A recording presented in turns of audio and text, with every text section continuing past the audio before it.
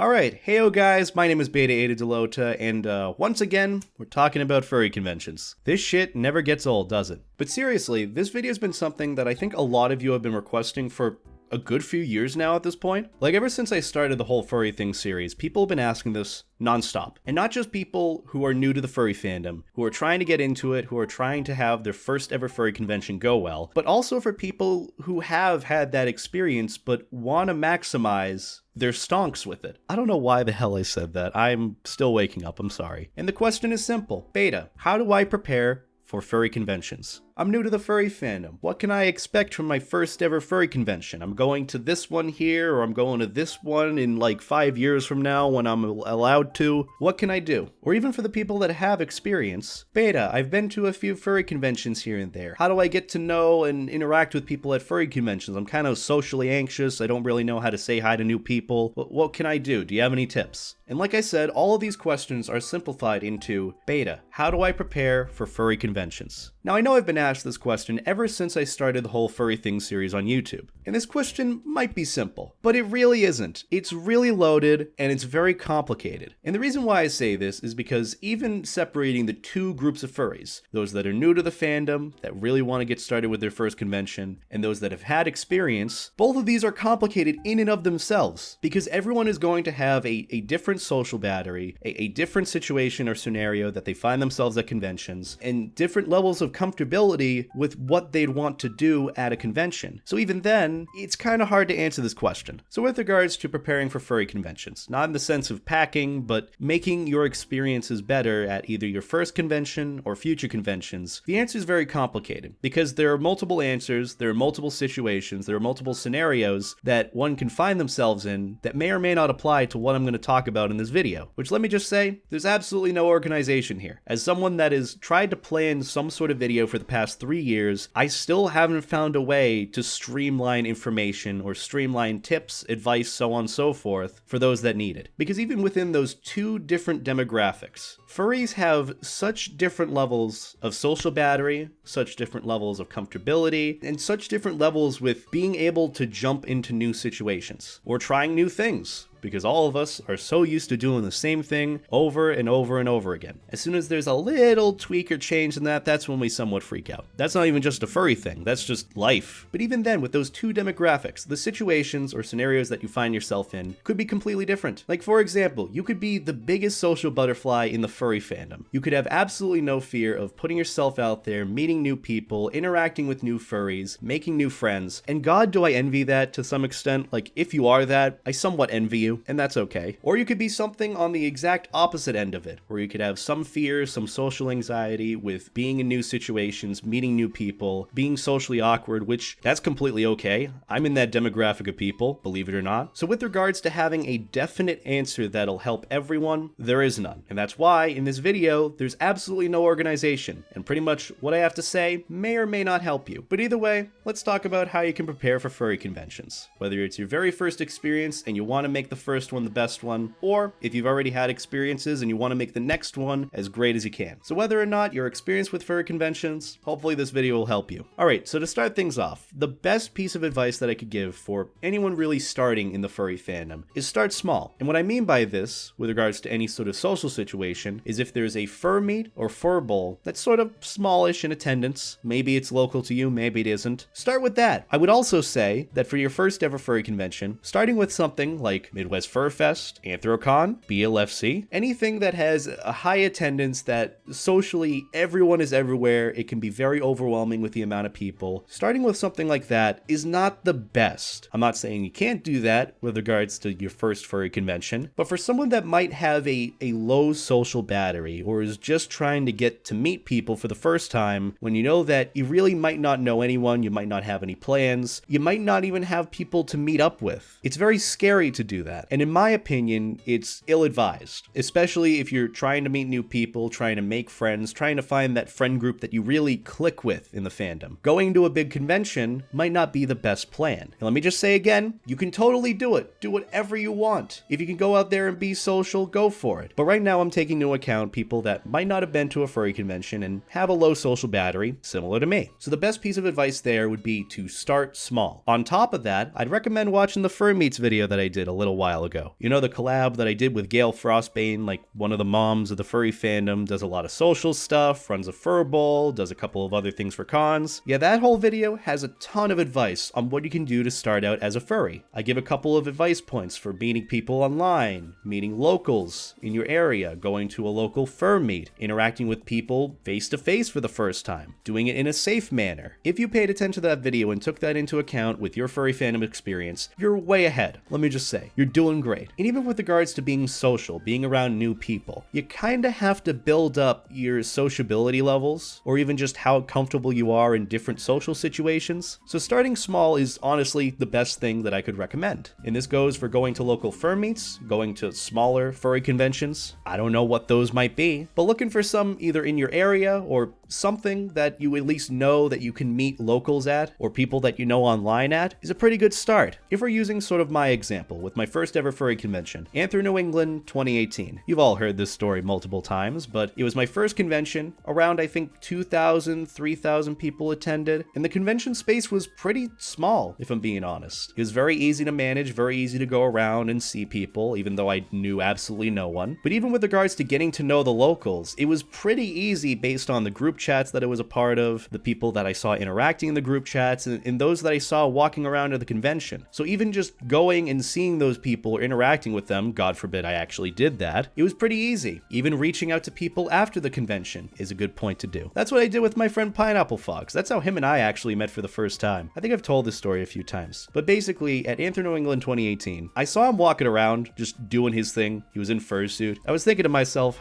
he looks pretty cool. I have no clue who he is though. Kinda want to say hi to him, but again, I have no clue who he is, and it's kind of rude for me to do so. Maybe I'll say hi to him some other time, maybe next year. And then I went on with my life. But after the convention, I found his account on Twitter just randomly popped up. And I'm like, oh, so this is this person. So I messaged him saying like, hey, you know, I saw you at Anther New England. I thought your suit was pretty cute. Didn't really know you at the time, so I didn't say hi. Also, it was my first con. Just saying, your suit's adorable. You seem pretty cool. And I'm hoping that I get to meet you at a future con or next year. And then like 2 years later, I'd probably consider him like my best friend. Just saying. And it's pretty funny because like 3 years ago, it was just someone that I saw at a convention. Now, he's literally like one of my best friends ever. So like it just goes to show that something random like that could turn into a really good friendship. It all depends, but I don't know, that's a bit of inspiration, motivation. I don't know what the word is. But what were we talking about? Oh yeah, so start small. With regards to furry conventions, if you can find something that's sort of medium to small size for your first con, or at least have people that you can hang out with there, that is probably the best thing that I can say. On top of that, speaking of which, an even better piece of advice, because this has no organization at all, if you can bring a friend or have someone that you can cling to for dear life, if it's your first furry convention, do that. Or like I even said, bring a friend. If you have someone that's okay with furries, that does not mind hanging out with you or being there for you, do that. My fraternity brother was that for me. You know, he was sort of okay with the whole furry thing. He wanted to go to Anther New England because he was curious and wanted to meet some new people, yada yada. But if he didn't originally go to the con with me, it would have been a train wreck. Because not only was he there for just social support, but he was there for moral support and just pushing me to go and say hi to people, go and interact with people. Bring a good friend who you know will be that for you. And it doesn't have to be a furry friend or someone that you just met online. It could literally be any one of your good friends that you can bring to a con. Or your chaperone if you're, you know, a minor and you're bringing your parents or something. Have them be there for you. I'd highly recommend that. But like, if I could give the best advice, it would probably be bring a friend. Especially if it's your first ever convention, or if it's something that's really, really big, like Midwest Fur Fest. That's like 10,000 plus people. I don't want to know how many people are going at the end of 2021, let me just say, because it'll be a lot more than 10,000 people. But for furry conventions, if you can bring a friend, you are absolutely golden. That friend will help you so much socially, and will make sure you're kind of not really sitting in the corner alone, not really knowing what to do or being too socially anxious. Having a friend that you can sort of have a shoulder to lean on, or just push you to do things and meet people, is such a benefit. And this is one of those advice points that you can't really go without personally. Like even I struggle with this going around alone at cons. So bring a friend, bring someone that you know would not mind hanging out with you for like 90 to 99% of the con. Unless you're like pooping. You don't really need them there when you're doing that. Now, I guess for advice for the furries that have been to conventions but want to be a bit more social or want to expand their stonks socially with meeting people or making their experiences better, the best advice that I can give, if the previous advice didn't apply to you, is try to put yourself out there when it comes to meeting people and try to make plans with people that you share some common interest with. It could be friends that you're trying to be closer to, or it could be people that you've been wanting to become friends with. It all depends on what you're really going for, but the main thing that I would recommend is try to make plans to do things, or try to make yourself as available as you can for people that just want to vibe or do certain things. Now, when I say make plans with people, I mean like reasonably reach out to people, make yourself available, ask if, you want to hang out or you want to do something at a con. Another big thing to take into account are furry convention panels. Hot take here. I feel like furry convention panels aren't as utilized as they should be. People misunderstand like what they can really do when it comes to bringing people together and making new friends in a new environment. So for an example with me, since I guess we're doing it again, inflatable panels. So if you're a really big fan of inflatables and you want to meet people that like inflatables too, go to those panels or those events. They have them listed in the con book. I can guarantee that every furry convention has an inflatable panel. Like every single furry convention has to have at least one inflatable panel. I can guarantee that. But that's just one example. Say for another example, you really love D&D. Like you absolutely love the aspect of roleplay and creating a character in that. I'm sure that some furry conventions have panels that cater to that. And at those panels, you can meet people with very similar interests. As an example for me, at Anthrocon, when I was trying to meet new people similar to the field that I was studying in, they had a STEM furries panel. I just kind of showed up to that and people were like, yo, you go to this school? I flunked out of that school. I'm like, cool. What do you do? Oh, well, I run a very successful STEM engineering business. It's like, oh, okay. Wouldn't really say you flunked out. Wouldn't say that that's a failure, knowing the situation you're in now. But okay. But just small examples like that. Furry convention panels, they are so underutilized and need to be utilized more for meeting new people, especially with interests that you enjoy. So try that. That's another really good piece of advice if you've experienced furry conventions and would love to meet more people. With regards to planning things as well, with friends or trying to meet people or make events happen, plan things, but be realistic about it. Now, what do I mean by this? One big thing that I think a lot of people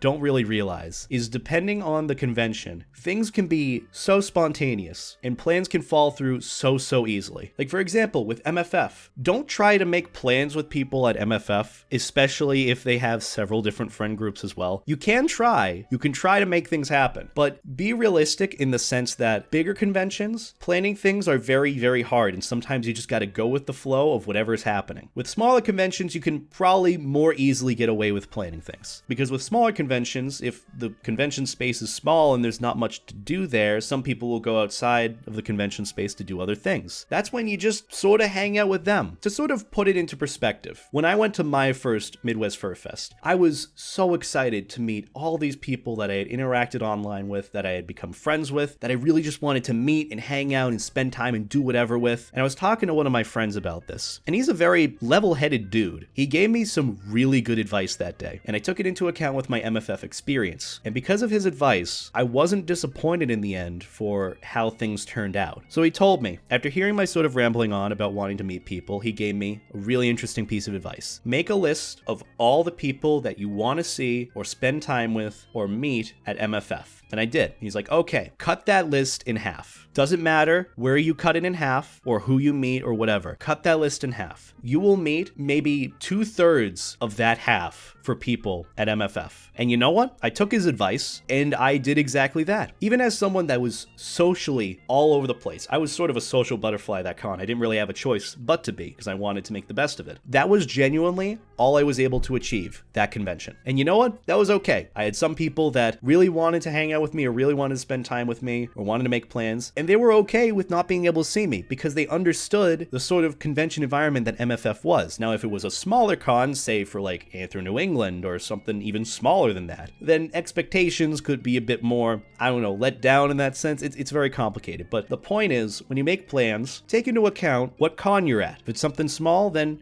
maybe you can make better plans to spend time with people that you want to. At bigger conventions, it might be a bit harder. And that's why with bigger conventions, another piece of advice that I can give, with regards to hanging out and spending time with people, go with the flow of things. Like, you will be pulled in several different directions if you have several different friend groups. If you have people that you want to hang out with them. Sometimes you'll be pulled to the side, or sometimes you'll be pulled to go and get food. That's okay to do it, because that is sort of the spirit of big conventions like that. You have all these people that you want to see at once, and sometimes you don't really have much control over who you're able to see or what you're able to do. That's why you just gotta wing it. Sometimes with big conventions like that, you just gotta wing it, and you just gotta go with it. And that's sort of the advice that I've been taking myself recently with furry conventions, and what I'm going to be doing in the future with things like Megaplex, Denver, MFF, BLFC, whatever. I'm just going with the flow of it. I'm not going with sort of any sort of expectation to hang out with person X, Y, or Z. If it happens, it happens. But in the end, I just kind of go with the flow of how the convention is. You know, if there's a panel I really want to go to, I go to that. If there's an event that I really want to do with friends, I go to that. Unless I have something that I'm absolutely doing, like hosting a panel, or hosting an event, or helping a friend with a thing that I promised I'd do, that's a separate case. Unless I'm doing that, I'm just kind of a free spirit in the crowd. And that's what I would kind of recommend experienced furry convention goers do. Go with the flow of things. Don't let one plan make or break your furry convention experience. Don't let one person, even more specifically, make or break your furry convention experience. If you have plans with one person, that's cool, but at the same time, don't make that one plan decide how your furry convention experience is. Because again, there's a lot more to furry conventions than just one person or like one event. Like I said, even small conventions are very spontaneous and things just happen. Sometimes people just show up in FURSONA and do things for 6 hours, and sometimes they just sleep till like 2 p.m. like I just did earlier. I don't know. I guess the more you experience the spontaneousness of furry conventions, the more you'll kind of get it. And even as someone who has had 3 years of experience and I guess 15 furry conventions under his belt, I'm still trying to figure out the spontaneousness of conventions. All I can recommend is just put yourself out there. Don't be afraid to try new things. You know, even just going to your first furry panel, your first inflatable panel, your first engineering panel, your first D&D panel, if we're using that example, your first furry Twitch panel. The first thing you might be doing might take a lot of social energy to do, but just try it. Putting yourself out there is the best thing you can do at furry conventions. You know, worst case, you don't do anything else for the rest of the convention, but at least saying that you did it is better than saying that you didn't. And this kind of goes for anyone, whether you've been to a furry convention or not. Starting small, but also putting yourself out there, trying new things, reasonably trying new things, is honestly the best thing you can do to sort of enjoy the flow of a furry convention. That's the biggest advice point that I can give. Surround yourself with other people. Bring a friend, especially if it's your first convention, or especially if it's a bigger convention. And just when it comes to the more experienced people, just wing it. Put yourselves out there. Try new things. I know some of these points somewhat contradict one another, but to some extent, you're not going to really get somewhere if you kind of sit in the back and wait for people to come to you. The more you do that, and the more you put your honest and genuine self out there, the more likely you'll find people that are just as genuine and honest as you. And those are the people that you will want to keep around for the rest of your life, potentially. But as for advice, there really is nothing straightforward that I can give. It all depends on what you socially are able to do and what sort of situation you find yourself in. If you can sort of take that leap and try something new, or try to say hi to someone, or try to meet someone,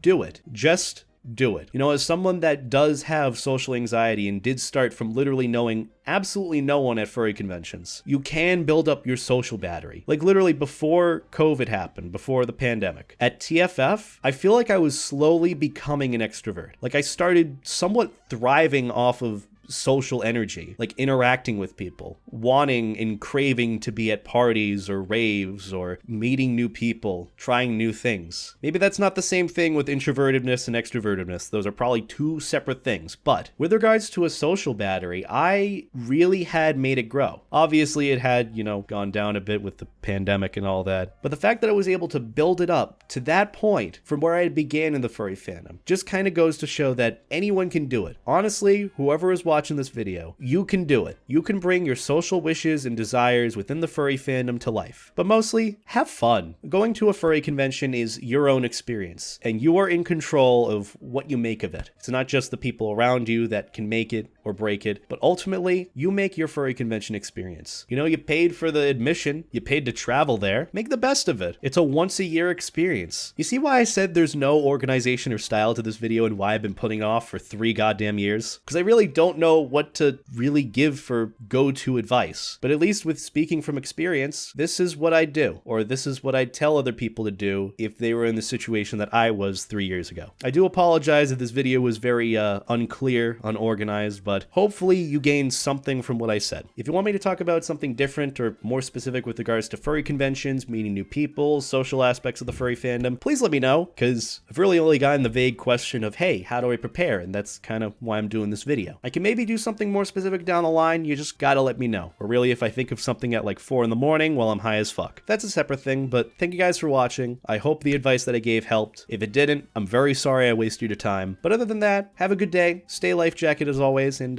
enjoy your next furry convention. I'll see you guys at, I don't know, Megaplex, Denver, BLFC. Yeah, I've got like 5 conventions I'm doing in 2021. So if you're going to be there, feel free to say hi to me if you'd like. But I'll see you guys at the next furry convention. Take care.